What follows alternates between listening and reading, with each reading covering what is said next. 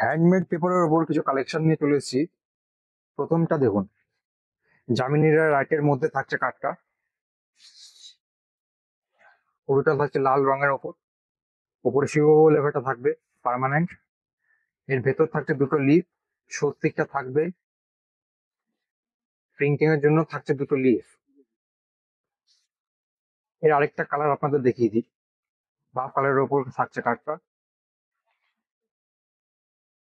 দেখুন।